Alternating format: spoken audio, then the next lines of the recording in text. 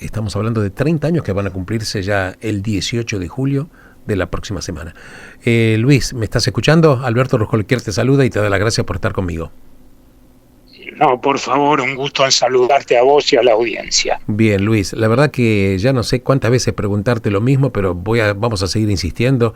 Me gustaría tus reflexiones en principio. Vos sabés que esta es tu casa. Después de 30 años, que cuántas veces nos hemos reunido charlando en tantas radios, pero me gustaría saber cómo ves el tema hoy, cómo está toda esta situación. Bueno, en lo personal y en lo familiar, bueno, estamos de alguna manera no recuperándonos, evidentemente, como yo digo siempre, de la muerte de un hijo uno no se recupera, lo único que aprende a convivir con la tragedia, familiarmente hemos aprendido a convivir con la tragedia.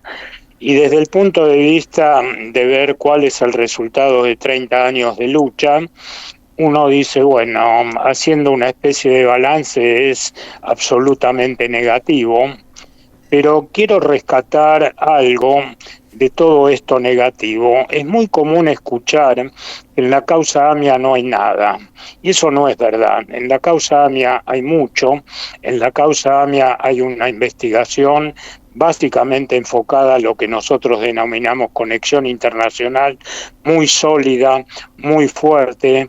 Lo que no tenemos y estamos reclamando es justicia en el sentido que todos aquellos que fueron responsables de que el atentado se pudo haber cometido estén donde deban estar y no donde están ahora. El hecho de que la causa haya sido declarada imprescriptible da la posibilidad de que personas de las cuales se puedan tener sospechas, no hablo de los iraníes, que ya sabemos que no van a comparecer nunca en la justicia argentina, y precisamente hay ya proyectos presentados en el Parlamento por parte del doctor Cuño Liberona por el tema de juicio en ausencia. Pero lo que faltaría más investigar, o en tu opinión, sería un poco la pata local, la conexión local.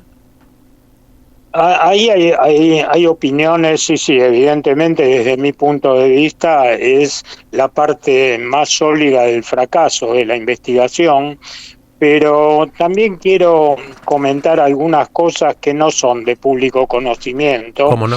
y que aparecen en el informe que se dio a publicidad ahora, vinculado a la investigación que hizo la Secretaría de Inteligencia, el llamado informe Toma.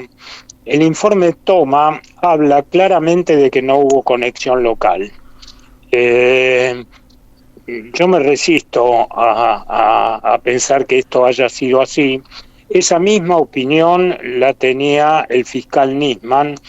Yo recuerdo haberme reunido muchas veces con el fiscal, no era mi amigo, pero teníamos una relación bastante cercana, y él opinaba exactamente lo mismo, que no hubo conexión local. Yo creo, sin tener la completa seguridad, porque uno no es investigador, yo solo soy el papá de una víctima, yo creo que los terroristas de alguna manera no vinieron a Ezeiza con 300 kilos de explosivos, preguntaron dónde queda la AMIA, los pusieron y se fueron. Me resisto a creerlo. Pero bueno, es una de las partes que no están demasiado difundidas, vinculado a lo que fue, digamos, el resultado de una investigación, por un lado, de la Secretaría de Inteligencia y por otro lado de la Fiscalía. Lo que vos decís es tan obvio y tan se cae maduro por sentido común. Personas que vienen del exterior no sabiendo el idioma, consiguen explosivos, alguien se los tuvo que haber vendido, los explosivos fueron vendidos por una empresa local, se tuvo que haber comprado esa famosa camioneta, haber llegado a ese lugar, luego se tuvieron que ir, estuvieron algunos días alojados aquí en la ciudad de Buenos Aires. Tuvo que haber habido inevitablemente una parte de la conexión local, alguna parte logística tuvo que haber habido. A mí no me cabe ninguna duda, pero bueno, también hay que decir que es lo que dicen las investigaciones. Obviamente uno no puede decir que lo que dice esa investigación es lo correcto o no, yo opino lo contrario, pero bueno, es como opinás vos, pero evidentemente hay una parte, digamos, de la investigación que dice que no hubo conexión local. Yo vuelvo a repetir, yo dudo y descreo de eso, pero que existe. Por otro lado, como vos decís, la investigación de la conexión local no fue, digamos, empujada a ver quién puso la bomba, sino fue empujada a ver quién tuvo en su poder la camioneta que después explotó en la AMIA. Hubo un fallo muy conocido hasta hace poco tiempo en que a Tejeldín de alguna manera se lo liberó de esa imputación. Sí, ese fallo creo que ya está apelado tanto por la Fiscalía del doctor Ple como por las instituciones de la comunidad. Yo personalmente creo que ese fallo, no estoy de acuerdo con el fallo, pero bueno, así lo determinó la justicia, está apelado y en definitiva la que va a determinar en última instancia es la Corte.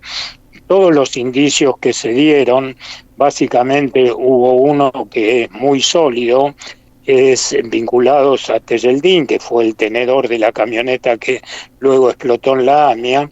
Yo me hago una pregunta, si él no sabía que esa camioneta explotó en la AMIA, ¿por qué antes de saberlo se tomó un avión y se fue a la Triple Frontera, básicamente queriendo profugarse, ya sea o en Paraguay o en Brasil?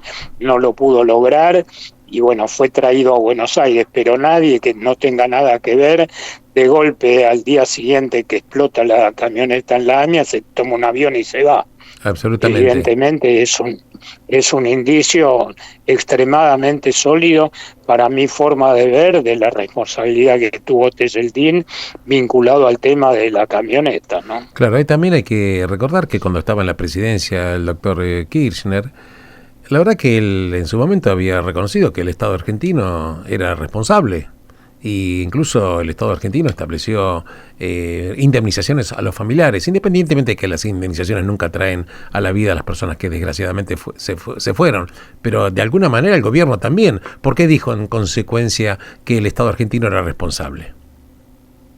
Sí, eso, digamos, terminó en un fallo de la Corte Interamericana, un fallo de hace poco tiempo que condenó a la Argentina, y ese fallo tiene algunas cosas que son, digamos, muy sustanciales, que dice que la Argentina no tomó las medidas de prevención que corresponde ser tomadas para tratar de que un atentado no se pueda producir o minimizarlo en lo posible, y eso es extremadamente evidente, que la Argentina no lo hizo.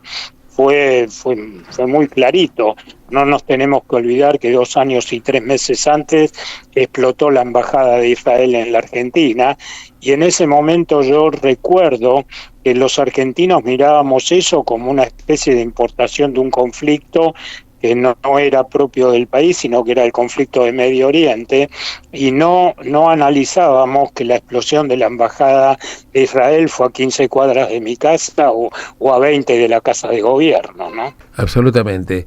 La verdad que hay tanta tela para cortar, como bien decís vos, está el fallo de la Corte Interamericana, que establece elementos que, de todas maneras, el hecho de que se haya declarado, por lo menos casación, cuando declaró que Irán fue el responsable ideológico y también proveyó la posibilidad de la materialización a través de Hezbollah, ¿considerás que eso de alguna manera es un avance importante?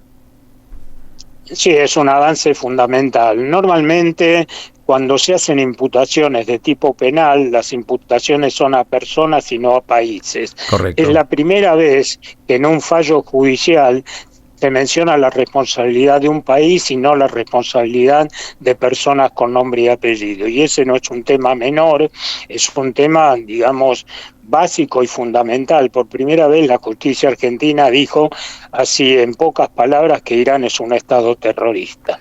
Ahora es interesante lo que vos planteás, porque también es importante que la gente que nos está escuchando sepa que las personas que están imputadas y que oportunamente se pidió la emisión de las cédulas, las cédulas rojas, alertas rojas, finalmente ellos tenían en su momento y posteriormente también al atentado tuvieron cargo de importante responsabilidad en el Estado Islámico de Irán. Absolutamente, esto hay que decirlo. Esto es tan claro como que las alertas rojas se le dieron a 5 personas que eran básicamente funcionarios del más alto nivel de la República Islámica de Irán, pero hay 3 imputados que no tuvieron alertas rojas porque el estatuto de Interpol no lo permite, y una de esas 3 personas era el presidente de Irán de esa época. O sea, no estamos hablando de cualquier persona, estamos hablando de las autoridades más importantes de la República Islámica de Irán del año 1994. En el estadio de esta, yo diría, esta desastrosa investigación a través del tiempo, que 30 años recién logramos que el año pasado la casación haya dicho quién es el responsable, por lo menos ideológico y material. ¿Cómo, o qué opinas vos, cómo te sentiste vos y cómo entendiste, porque yo la verdad que nunca pude llegar a entenderlo, el memorándum de entendimiento con la República Islámica de Irán? ¿Qué objetivo tuvo? ¿Qué pasó con eso? ¿Cómo se entiende esto? Yo no puedo decir qué pasó con eso, sino que lo único que puedo decir que fue un desatino del parte del gobierno argentino de tal nivel que hasta el día de hoy, después de que en el año 2014 se haya decretado la inconstitucionalidad del memorándum, del absurdo fenomenal que firmó el gobierno argentino, hasta el día de hoy seguimos sintiendo las consecuencias. ¿Y cuáles son las consecuencias al día de hoy? Uno imagina que cualquier país que tiene que colaborar con la Argentina vinculado a temas de terrorismo no es lo mismo que dar información vinculado a un robo, a contrabando o a cualquier otro tipo de delito. Hay información de carácter reservado y yo me imagino qué piensan los países que le tienen que aportar a la Argentina determinada información cuando el gobierno argentino votaba por vía del memorándum que esa misma información iba a ser del conocimiento de la República Islámica de Irán. Y eso hasta hoy lo seguimos sintiendo. No es un tema inocuo al día de hoy o que forma parte del pasado. Forma parte del pasado, de la tragedia argentina y del presente. Sí. Otra temita que a mí siempre me quedó en puntas, van a quedar inevitablemente, desgraciadamente, siempre descosidas, por así decirlo, porque la CIDE en su momento estaba teniendo alguna investigación previo al atentado en la AMIA, porque estaba teniendo escuchas, estaba teniendo seguimientos, y nadie se pudo explicar por qué, habiendo en ese momento la CIDE, que es el organismo de inteligencia, de alguna manera estaba con un tipo de alerta o trabajando en el tema, finalmente la explosión pudo tener lugar. ¿Qué pasó?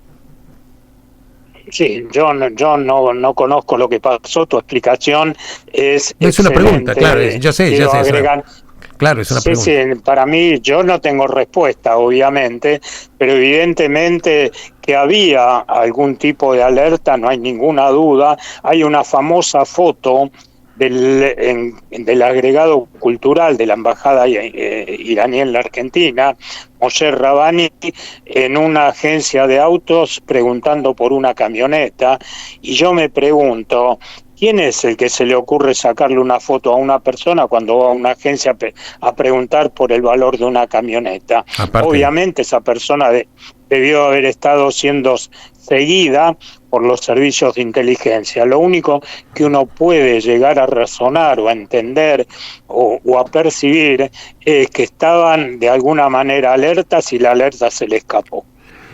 Vos sabés que cuando sucedió el atentado en su momento de la Embajada de Israel, bueno, en su momento se dijo que esto era porque había una situación que el expresidente Menem no había cumplido respecto a las promesas que había hecho cuando estaba en la campaña, respecto de transferir cierta tecnología nuclear a Siria, creo que era, y como él no cumplió, bueno, vino luego ese tipo de situación.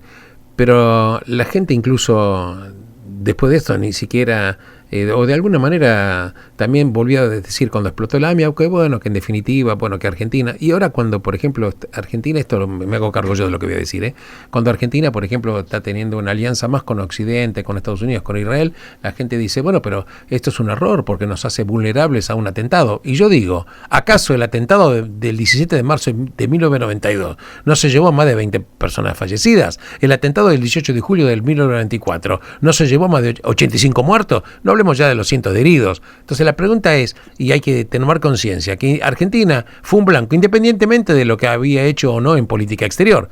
Esto es lo que hay que decir, porque la garra del terrorismo iraní ya había establecido a través de, en Latinoamérica, ya estaba en presencia que incluso fue todavía cada vez más gravitante. Entre otras cosas, independientemente, sabemos que, entre otras cosas, Venezuela actúa como cabeza de playa de Irán en América Latina. Sí, Venezuela, luego Bolivia, y ahora aparentemente, según denuncias de funcionarios argentinos, también en el norte de Chile. Lo que quiero agregar a tu reflexión es que ningún país del mundo es inmune a la posibilidad de que tenga un atentado terrorista.